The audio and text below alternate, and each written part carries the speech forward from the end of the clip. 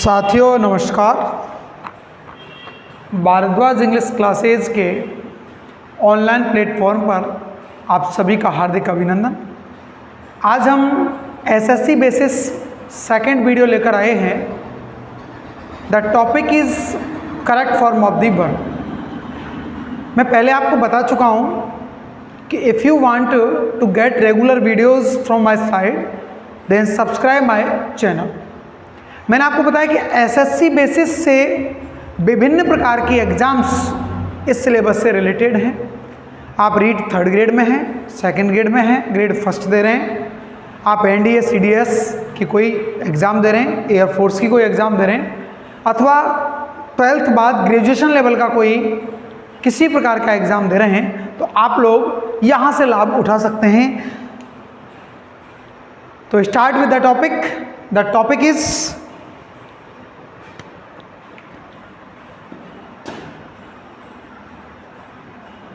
Correct form of the verbs.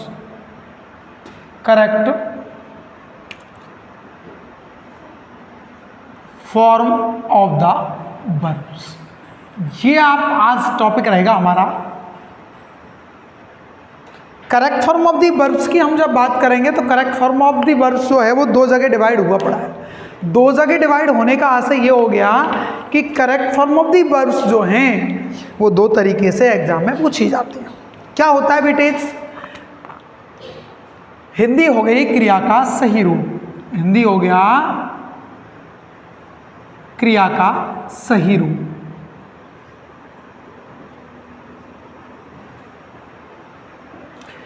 Correct form of the verb दो तरीके से आता है। एक तो आता है टेंस बेसिस और दूसरा आता है अदर रूल्स। ये दो तरीके ये एग्जाम में पूछा जाता है। एक तो टेंस बेसिस क्वेश्चंस आते हैं और एक आते हैं अदर बेसिस, जो अदर रूल्स हैं। सर्वप्रथम आज हम बात करेंगे रूल नंबर फर्स्ट की। जब बात करेंगे तो अदर रूल्स से मैं आपके correct form of the verbs की शुरुआत करता हूं। तो अदर रूल्स में अपन ने देखा सबसे पहले बी। बी एक अंग्रेजी की क्रिया है और बी का मतलब होता है होना। बी का मतलब होता है होना। तो बी क्या है? अंग्रेजी की, ध्यान रखें, एक फ्री वर्ब है। फ्री वर्ब का मतलब आप समझ लें एक स्वतंत्र क्रिया है। अब स्वतंत्र क्रिया है तो इसका मतलब क्या है? आप इन्वर्टेड में लिखेंगे कि इस पर अंग्रेजी व्याकरण का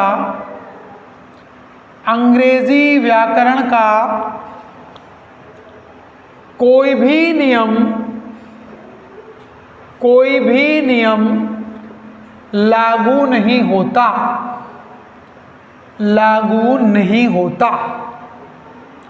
कहने का मतलब ये हो गया कि ये एक स्वतंत्र क्रिया है और स्वतंत्र क्रिया होने के कारण इस पर किसी प्रकार का कोई नियम लागू नहीं होगा, अर्थात ये अपनी मर्जी से जो भी चाहेगी वो करेगी। तो दो चीज हो गई। बी का मतलब हो गया होना और बी एक फ्री वर्ब है, इस पर अंग्रेजी ग्रामर का कोई नियम लागू नहीं होता। अब बी की हम बात करेंगे तो बी दो तरीके से काम करता है। एक तो हो गया बी का फॉर्म्स। फॉर्म्स का मतलब हो गया रूल, ठीक है। और एक हो गई बी का पर्सनालिटी, कैसे काम करेगा। और पर्सनालिटी बोले तो व्यक्तित्व। भाई आप बी से ही नहीं लें, मेरा कहने का आशय समझ लें। भाई there is two aspects of anything or any person in a life. The first is positive about personality, the second is forms और उसका व्यक्तित्व। तो बी के जब फॉर्म्स की बात करेंगे तो बी की जो फॉर्म्स हैं वो तो हैं तीन। फॉर्म्स तो तीन ही तरीके से काम करती है, फर्स्ट फॉर्म, सेकंड फॉर्म और थर्ड फॉर्म। तो बेटा बी की फर्स्ट फॉर्म हो गई बी, सेकंड फॉर्म हो गई बीइंग और थर्ड फॉर्म हो गई बी की बीइंग। आप पहले तीनों को समझें। बी कहाँ काम आएगा? बी की फर्स्ट फॉर्म जो काम आती है वो आती है फ्यूचर कंटिन्यूअस टेंस में। ये जो काम आएगी वो आएगी फ्यूचर कंटिन्यूअस टेंस में काम। बीइंग कहाँ आएगा? बीइंग आएगा पैसिव फॉर्म में, और पैसिव फॉर्म किसकी होनी चाहिए? वो होनी चाहिए कंटिन्यूअस टेंस की। जब हम प्रेजेंट और पास्ट कंटिन्यूअस की पैसिव चेंज करते हैं तो वहां बीइंग का प्रयोग होता है। द नेक्स्ट इज बीन, और बीन जो है वो परफेक्ट कंटिन्यूअस टेंस में, परफेक्ट कंटिन्यूअस टेंस में काम आता है, जहां हम ले सकते हैं हैज अथवा हैव अथवा हैड। इनके साथ भी क्रिया का रूप होता है बी। तो बी 3 फॉर्म हो गई। बी की 3 फॉर्म क्या हो गई? बी, बीइंग और बीन। फर्स्ट फॉर्म बी आती है फ्यूचर कंटिन्यूअस में काम, बीइंग जो आती है वो पैसिव फॉर्म कंटिन्यूअस में काम आएगी प्रेजेंट और पास्ट के साथ, और बीन जो है वो परफेक्ट कंटिन्यूअस में काम आएगी हैज, हैव और हैड के साथ। अब हम बात करें साहब की पर्सनैलिटी क्या है, what is the personality of be. तो पर्सनैलिटी की बात हो गई, बी की पर्सनैलिटी फर्स्ट हो गई प्रेजेंट। तो प्रेजेंट में बी का मतलब होता है इज अथवा आर अथवा एम। सेकंड हो गया पास्ट, पास्ट का मतलब होता है वॉज अथवा वर। और थर्ड हो गया विल बी, सॉरी थर्ड हो गया फ्यूचर, और फ्यूचर का मतलब हो गया विल बी और शैल बी। अब ध्यान रहे कि विल बी और शैल बी के साथ बी फर्स्ट में आईएनजी नहीं, केवल विल बी अथवा शैल बी आएगा। जब हम प्रेजेंट में बात करेंगे बी की, तो प्रेजेंट में बी का मतलब हो गया इज आर एम, पास्ट में बी का मतलब हो गया वॉज वर, और फ्यूचर में बी का मतलब हो गया विल बी और शैल बी। अब विल बी और शैल बी हो गए। जब हम आगे इसमें बढ़ेंगे तो क्या है कि if the sentence shows present और doesn't show any tense, then if there is be in the bracket then the blank is filled with is अथवा are अथवा am, और if it shows the past tense then the blank is filled with was were, और if it shows future tense then the blank is filled with will be और shall be। हम देखना चाहें इसमें आगे, तो मैंने कहा एग्जाम्पल के तौर पर हम लें, सर्वप्रथम एग्जाम्पल हम देखना चाहें। देखिए एक बहुत टीचर्स इसको पढ़ाते आ रहे हैं कि he be an honest man, ये एक सेंटेंस है, फॉर्म ऑफ बी भरनी है, he blank be an honest man. अब ये जो सेंटेंस है डजंट शो एनी टेंस, और डजंट शो एनी टेंस इसका मतलब फॉर्म ऑफ बी प्रेजेंट हो गई, और फॉर्म ऑफ बी प्रेजेंट हो गई तो ही के हिसाब से क्या आ जाएगा? लेकिन मैंने एक एग्जांपल लिखा कि दे वी गुड फ्रेंड्स नाउएडेज। अब हमें पता है कि नाउएडेज सोज प्रेजेंट कंटिन्यूअस, लेकिन क्या लिखा कि बी एक फ्री वर्ब है, बी पर नियम लागू नहीं होता। हम ये देखेंगे कि नाउएडेज सोज प्रेजेंट, और nowadays shows present is mean the blank is filled with is are am an. तो इसका मतलब दे के अकॉर्डिंग क्या आ गया भैया? आर। जब नेक्स्ट चले कि या तो बी प्रेजेंट टेंस शो करे या बी के द्वारा कोई भी टेंस संकेत शो नहीं हो, तो इसका मतलब वो हो गया क्या? Is are an. अब आ गई भैया नेक्स्ट बात आप लोगों की कि यदि भी पास्ट टेंस संकेत करे, यदि भी कौन सा टेंस संकेत करे? पास्ट टेंस संकेत करे, तो स्वाभाविक है वहां सीधा सा ब्लैंक को आप वाज वर्ड से भर देंगे, वहां आप सीधा सा ब्लैंक को वाज वर्ड से भर देंगे। आगे देखें एग्जांपल सभी, एक सेकंड में क्लीन कर देता हूं, आपको आनंद आएगा पढ़ने में, इंग्लिश गारंटी है, और आपके डाउट्स बहुत सारे क्लियर हो जाएंगे, और निश्चित रूप से आप बहुत सारी चीज़ें नई सीखेंगे इस प्लेटफॉर्म से, ये मेरा दावा है आपसे। आपको बहुत अच्छी तरीके से आप नोट्स बनाएं। मैंने लिखा कि once there be a king, be a, ठीक है भैया। अब फॉर्म ऑफ बी क्या हुई? क्योंकि वंस जो है वो शो कर रहा है पास्ट, और पास्ट में भी की फॉर्म क्या हो गई बेटा? Was were. तो देयर के हिसाब से वर्ब नहीं आएगी, वर्ब आएगी देयर वाले वाक्यों में ऑब्जेक्ट के हिसाब से। ऑब्जेक्ट क्या है? सिंगुलर है, तो वी की फॉर्म हो गई बेटा वॉच। लेकिन मैंने कहा कि दे वी एनिमीज, और फिर कह दिया then, then shows past continuous, इसका मतलब पास्ट में आप पहुंच गए, तो बी की पास्ट की फॉर्म दे के हिसाब से क्या हो गई, वर हो गई। मैं समझता हूं बी में इज, आर, एम और वॉज वर आपका क्लियर हो गया, मतलब प्रेजेंट और पास्ट टेंस दोनों क्लियर हो गए। अब बात आती है फ्यूचर की, कि वी के द्वारा यदि फ्यूचर को शो किया जाए तो विल बी और शेल।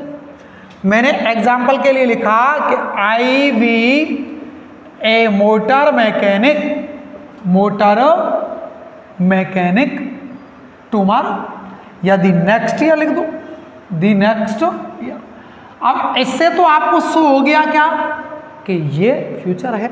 अब बी की फॉर्म अकॉर्डिंग टू आई तो सेल भी आना चाहिए, लेकिन क्या भरा जाएगा, बिल भी भरा जाएगा। अब इसको समझने के लिए कि बिल भी क्यों भरा जाएगा, आपको अगला रूल पढ़ना पड़ेगा। मैंने कहा he be an engineer the following week. Following week क्या है, फॉलोइंग वीक का मतलब ये हो गया कि आने वाला सप्ताह, इसका मतलब फ्यूचर हो गया। अब यहां भी बिल भी भरेंगे। आप कहेंगे सर आई के साथ तो सेल आना चाहिए, बिल्कुल आना चाहिए, लेकिन if you want to clear the example in your mind then you must stay on this video to get the rule number second of it. Rule number second, be की फॉर्म के बाद rule number second आता है correct form of the verbs का। क्या है कि यदि दिए हुए वाक्य में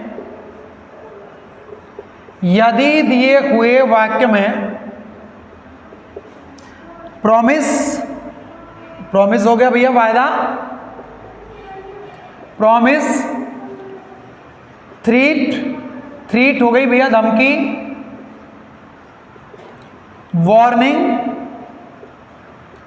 वार्निंग हो गई भैया चेतावनी,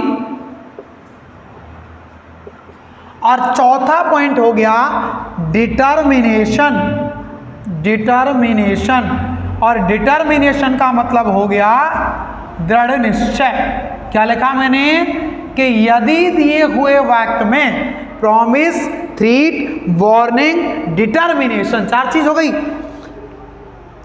आदि आए हों तो आई वी के साथ विल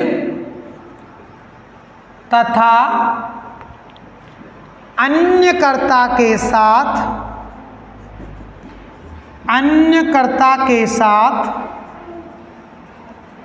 सेल का प्रयोग करें।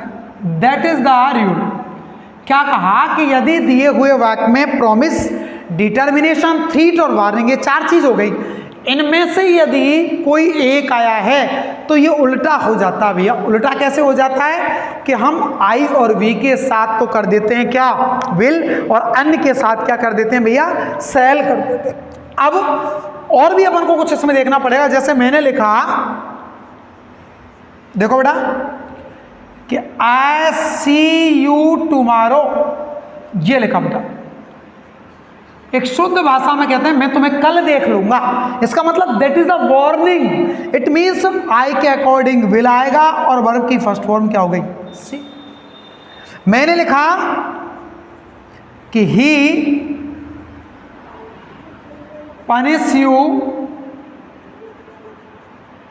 Next day for your misbehave. वह तुमने कल तुम्हारे दुर्व्यवहार के लिए दंड देगा। अब ही आया है तो ही के हिसाब से तो हो गया सेल, और वर्ब की फर्स्ट फॉर्म क्या हो जाएगी, पनिश। और एग्जांपल देखें, the prime minister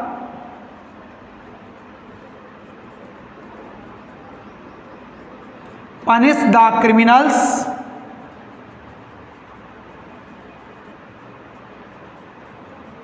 in the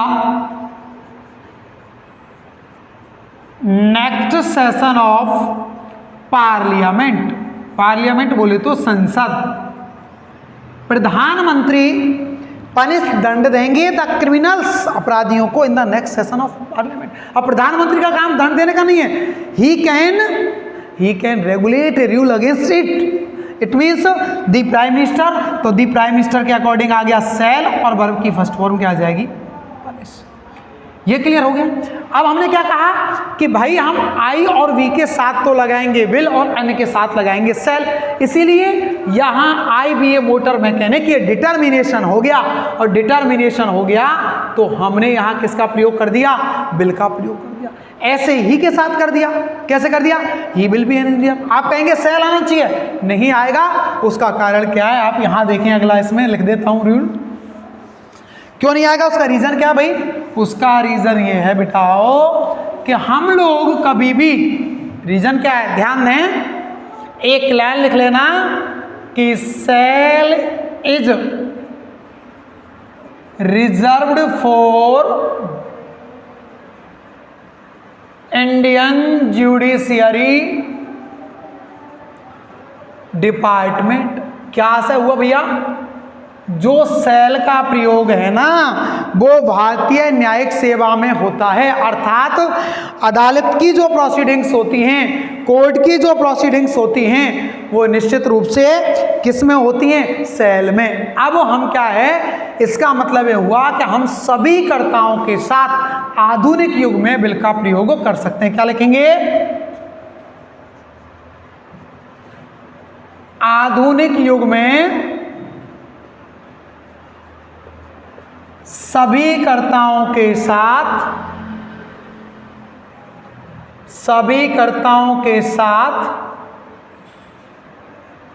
will का प्रयोग कर सकते हैं। अब मेरे हिसाब से आपका ये बी और ये दोनों रूल क्लियर हो गए। जहां तक मैं समझता हूं आपका अपना बी और बी के बाद का रूल है भाई, बी के बाद का हमने सेकंड रूल जो लिखा है वो सीधा सीधा आपका, आप ये देख सकते हैं कि सेल किसके लिए रिजर्व है। आप ये ध्यान रखें कि बहुत दिनों बाद YouTube पर वीडियोस आ रही हैं, तो थोड़ा बहुत एक दो वीडियोस में आपकी जो क्वालिटीज़ हैं, आपके डाउट्स हैं, वो निश्चित रूप से मैं वादा कर रहा हूं कि क्लियर करवा दूंगा। Next, the rule number is third. Rule number third बहुत इंटरेस्टेड है, आपको बहुत अच्छा मिलेगा। मैं बता रहा हूं कि आप लोगों ने निश्चित रूप से, आपको ऐसा लगेगा कि वास्तव में सर आपको बहुत अच्छी चीज़ दे रहे हैं। रूल नंबर थर्ड क्या है बेटा, मैं यही मान रहा हूं कि आप सब लोग इसको बहुत अच्छी तरीके से देख रहे हैं। आप तो यूट्यूब चैनल्स को सब्सक्राइब करें और रेगुलर वीडियोस के साथ नोट्स बनाना शुरू कर दें। आपको प्रॉब्लम्स हैं तो आप लोग निश्चित रूप से मेरे साथ यूट्यूब पर कमेंट करें। हाँ, एक भाई ने अभी आज मैसेज किया है कि स्टूडेंट ने कि सर वोकैब कराएंगे क्या। मैं कह चुका कि वोकैब निश्चित रूप से कराऊंगा। वोकैब के लिए you can consult my Telegram channel, that is Bhardwaj English classes. Vocab और डीटीपी जो है वो आपको पर डे वहाँ मिलेगी। जैसे correct form of the verbs करा दिए तो उसकी डीटीपी उधर मिलेगी, वहाँ टेलीग्राम को आप ज्वाइन करें, वहाँ आपको सारी चीज़ें अवेलेबल मिलेगी। देखिएगा रूल नंबर थर्ड क्या है, यदि दिए हुए रिक्त स्थान से पूर्व कोई प्रपोजिशन बोले तो पूर्वोसर्ग, क्या कहेंगे भैया, पूर्वोसर्ग आया हुआ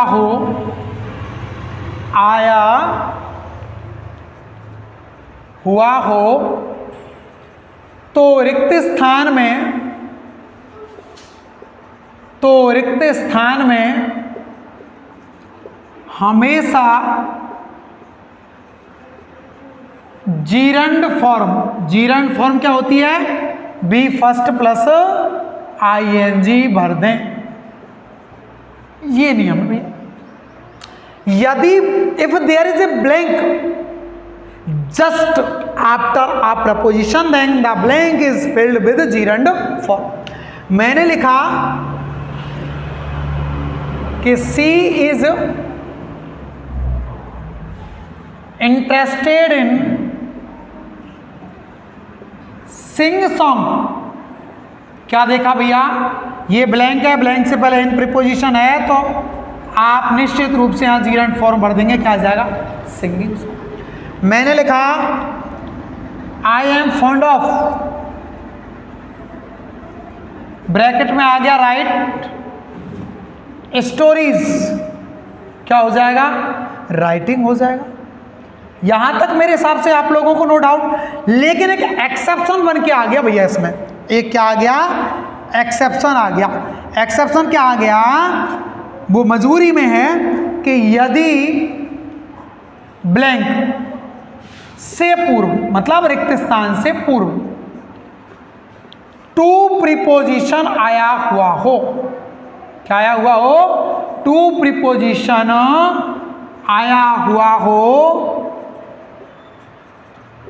तो रिक्त स्थान में बी फर्स्ट ही भरें। और क्यों भरेंगे बी फर्स्ट, क्योंकि मैं कल शायद आपको बताई है चीज कि टू जो है उसके साथ हमेशा वर्ब की फर्स्ट फॉर्म आती है, क्योंकि बेटा ये जो है वो होती है अंग्रेजी की इन्फिनिटिव फॉर्म। और भी क्लियर कर लो कि यदि इन्फिनिटिव किस में आ गया, पैसिव में आ गया, पैसिव फॉर्म आ गई किसकी, इन्फिनिटिव की, तो टू के साथ भी आएगा। टू के साथ भी आने पर हमेशा वर्ब की कौन सी फॉर्म भरेंगे, थर्ड फॉर्म। टू के साथ वर्ब की फर्स्ट फॉर्म भरें, और यदि पैसिव फॉर्म आ गई तो टू के बाद क्या आएगा, पैसिव में बी आएगा, और बी के बाद वर्ब की कौन सी फॉर्म भरेंगे, थर्ड फॉर्म भरेंगे। देखिएगा मैंने लिखा I like to work properly, clear हो गई बात। अब ये प्रीपोजिशन है, लेकिन टू के बादとबी फर्स्ट आएगी क्योंकि ये इन्फिनिटिव है। मैंने कहा she wants to get her